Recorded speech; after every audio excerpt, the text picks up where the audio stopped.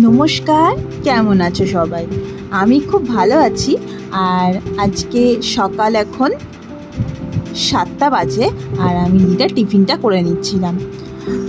আজকে দিয়েছিলাম ওকে আলু চচ্চড়ি আর পরোটা দিয়ে এই টিফিনটাও রেডি করে নিচ্ছিলাম। যেদিন আমি এই ভিডিওটা করি সেদিন ছিল রথের দিন।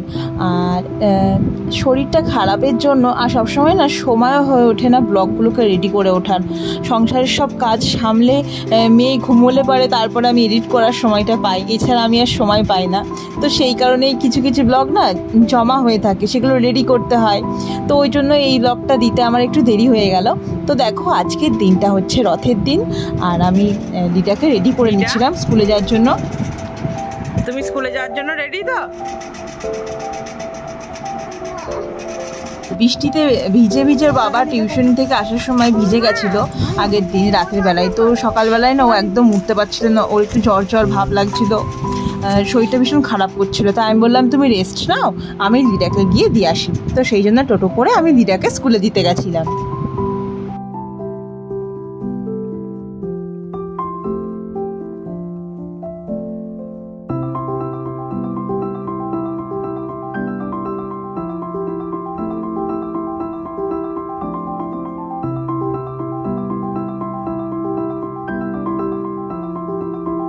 আর এই যে দেখো, এবার লিডার স্কুলে আমরা চলে এসেছি।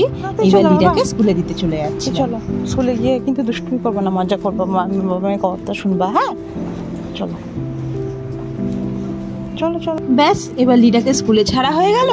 আর আমি যেই টোটো করে এসছিলাম ওই টোটো কাকুটাকে দাঁড়াতে বলেছিলাম, তো ওই টোটো করে আবার বাড়ি ফিরবো। চলো তাহলে বাড়ি যাওয়া যাক।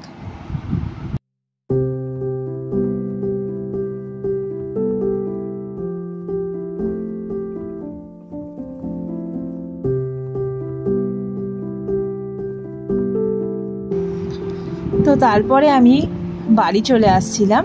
আর বাড়ি আসতে গিয়ে এই জেলখানার মাঠের এখানে গাছপালাগুলো আর পাশে পুকুরটা আছে, আর জেলখানার রাস্তাটা এত ভালো লাগে, সবুজে ঘেরা, বৃষ্টির জল পেয়ে সব একদম যেন সবুজ হয়ে আছে। তো ভীষণ ভালো লাগছে না দেখতে। আর এই দেখো, এইটা আমাদের কৃষ্ণনগরের জেল সংশোধনাগার আর কি, যেটাকে বলে। অনেকেই বাইরে থেকে ভিডিওটা দেখো, তো তাদের জন্য আর কি এইটা বলা। তো এই তো আমি রাস্তায় নেমে গেছি, আর এবার আমি বাড়িতে আসছি হেঁটে হেঁটে। আর এই তো বাড়িতে চলে এলাম।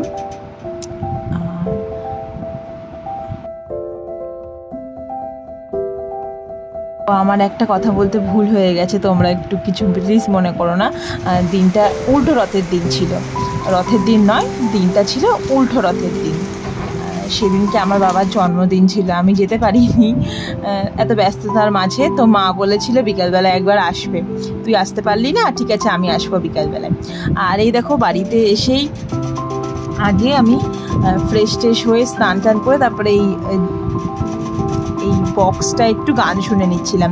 কি গান শুনে নিচ্ছিলাম সেটা তো তোমাদের সাথে শেয়ার করতে পারবো না, তাহলে আমার ভিডিওতে কপিরাইট চলে আসবে। তো সেই কারণে আর কি এই বক্সটায় আমার গান শুনতে ভীষণ ভালো লাগে, সাউন্ড কোয়ালিটিটা ভীষণই সুন্দর। আর তারপরে মেয়ে স্কুল থেকে এই অ্যাক্টিভিটিগুলো এনেছিল। তো তোমরা তো সবাই সকলেই জানোই যে মেয়ের কোনো অ্যাক্টিভিটি আমরা ফেলি না। তো সেগুলোকেই ওয়ালে আর কি গাম দিয়ে আমি স্টিক করে দিচ্ছিলাম।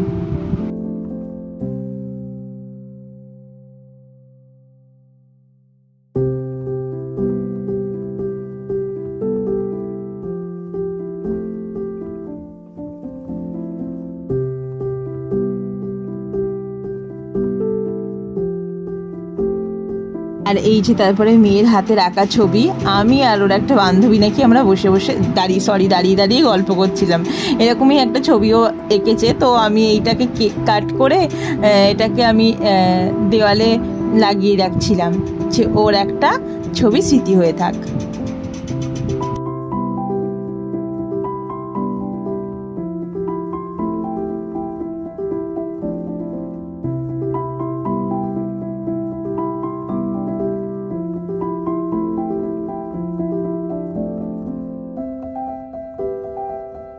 এই তো তারপর সবকিছু সুন্দর করে সব স্টিক করা হয়ে গেছিল। তোমরা এবার বলো কেমন লাগছে।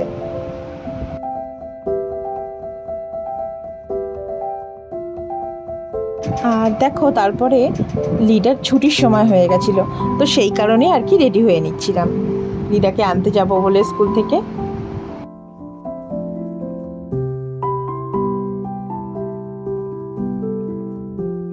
সত্যি এখন থেকেই যেন কেমন শরৎকালের মেজাজটা চলে এসছে আকাশে বাতাসে, তাই না?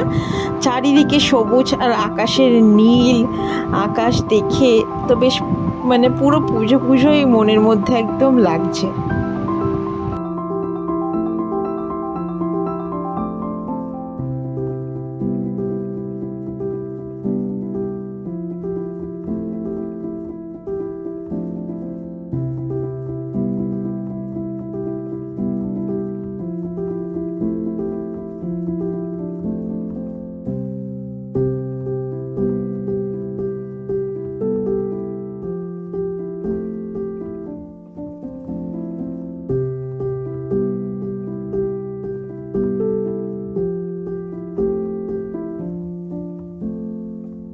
তো তারপর লীলাকে স্কুল থেকে নিয়ে এসে স্নান টান করিয়ে দুপুরে খাওয়ার সময় হয়ে গেছে, আর ওকে খাইছে সেটার ভিডিও তোলা হয়নি।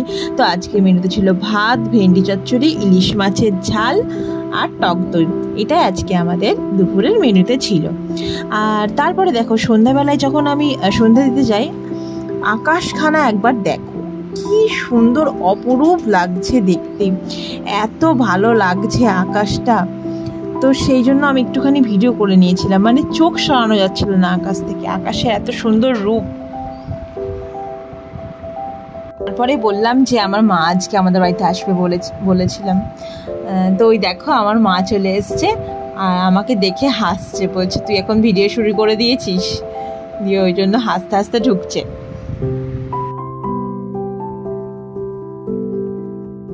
তো দিনটা উল্টো রথ, ওই জন্য জিলিপি তো খেতেই হয়, সেই জন্য মা জিলিপি আর বাবার জন্মদিন ছিল বলে পায়েস আর ঘুগনি করে আমাদের বাড়িতে নিয়ে এসেছিল। আমি যেতে পারিনি বলে আমার জন্য নিয়ে এসেছিল।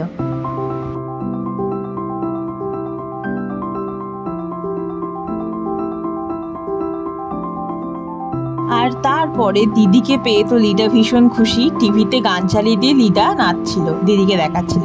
আর কি গান চলছিল সেটা তো ওই যে বললাম দিতে পারবো না, তাহলে ভিডিওটাই কপিরাইট চলে আসবে।